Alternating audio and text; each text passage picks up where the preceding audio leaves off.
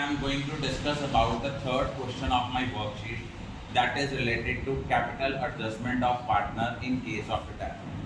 Third question में हमें क्या दिया है, K L and M, these are the three partner, उनकी प्रॉफिट शेयरिंग रेशियो है 5:3:2, उनमें से एल रिटायर हो रहा है, न्यू रेशियो आई है 3:2।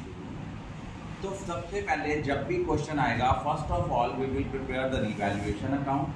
रिवैल्यूएशन अकाउंट हमारा नॉमिनल नेचर अकाउंट है और ये हम क्यों बनाते हैं, इसमें हम कंसिडर करते हैं एसेट्स और लायबिलिटीज की वैल्यू कितनी इंक्रीज और डिक्रीज हुई। अब इस क्वेश्चन में किसी एसेट की वैल्यू डिक्रीज नहीं हुई, सिर्फ और सिर्फ क्या है कि आप लोगों का एक लायबिलिटी अराइज हुई है वर्कमैन कंपनसेशन फंड की। तो वर्कमैन कंपनसेशन फंड की जो लायबिलिटी अराइज हुई है वो आपकी है 4000। तो वर्कमैन कंपनसेशन फंड जो है इसकी वैल्यू तो हमें गिवन जो है वो नहीं है, इट मीन ये रिवैल्यूएशन अकाउंट की किस साइड पे आएगा, 2। उसके बाद उसने क्या है, प्रोविजन फॉर डाउटफुल डेट को रिड्यूस करना है बाय 1000। तो अगर हमने प्रोविजन को कैंसिल करना होता है तो रिवैल्यूएशन अकाउंट की किस साइड पे आता है, बाय साइड पे। Then we have to prepare partners capital account. अब हम लोग आपको पता है यूजुअली पार्टनर का कैपिटल बैलेंस हम ओपनिंग लिखते हैं by balance brought down when it is given on the liability side of the balance sheet. अब यहाँ प्रॉफिट एंड लॉस अकाउंट दिया है but it is given on the liability side, it means it is credit balance and whenever it is credit balance it will be shown on the credit side of partners capital account and it will be apportioned among old partners in old ratio।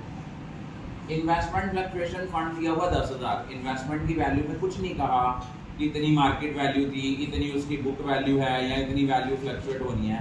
तो हम सारे के सारे fund को क्या करेंगे, utilise कर देंगे, डिस्ट्रीब्यूट कर देंगे among old partners in old ratio.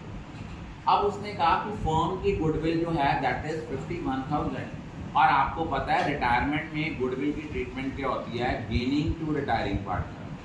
51,000 में से हमने रिटायरिंग पार्टनर का शेयर कैलकुलेट किया, वो आया 3/10, 3/10 करके आया 15,300।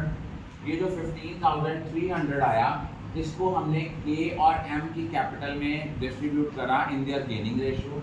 गेनिंग कैसे निकाली थी, ओल्ड शेयर था उनका 5:3:2 और न्यू शेयर में से ओल्ड शेयर माइनस की, 3/5 में से 5/10 किया, 2/5 में से 2/10 किया, 1/10 और 2/10 आई तो गेनिंग रेशियो आई 1:2।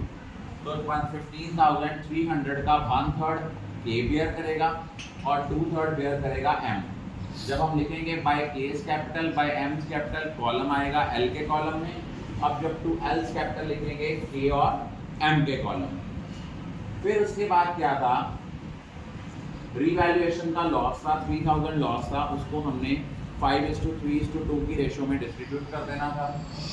उसके बाद उसने कहा कि जो पार्टनर रिटायर हो रहा है उसको 8200 हम इमीडिएटली पे करेंगे, balance will be transfer to the loan account. तो लोन अकाउंट में जो हमने अमाउंट ट्रांसफर की वो थी 61,200। अब इस क्वेश्चन में आपकी जो कैपिटल एडजस्टमेंट थी बेटा वो क्या थी, कैपिटल एडजस्टमेंट थी, उन्होंने कहा था कि हमने रिमेनिंग पार्टनर्स की कैपिटल को एडजस्ट करना है according to new ratio. But question is silent कि नए फर्म की कैपिटल होगी कितनी। अगर क्वेश्चन में ये नहीं लिखा कि नए फर्म की कैपिटल कितनी होगी तो जितना रिमेनिंग पार्टनर का कैपिटल बैलेंस आएगा उसको टोटल करके न्यू रेशियो में बांट देंगे।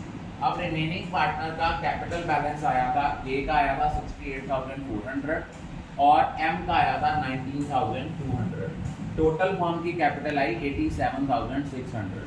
तो इसको हमने 3/5 और 2/5 की रेशियो में बांट दिया, वो आया 52,560 एंड 35,040।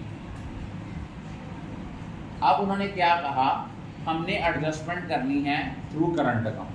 अगर डेबिट साइड कम आती है तो to concern partners current account, credit side कम आती है तो by concern partners current account. लेकिन बैलेंस शीट की जो पार्टनर्स कैपिटल की डेबिट साइड पे कंसर्न पार्टनर करंट अकाउंट आएगा वो बैलेंस शीट में लायबिलिटी साइड में शो होगा और पार्टनर कैपिटल अकाउंट के क्रेडिट साइड पे जो बाय कंसर्न पार्टनर कैपिटल आएगा वो कहाँ शो होगा, बैलेंस शीट की asset side. I think all of you are clear.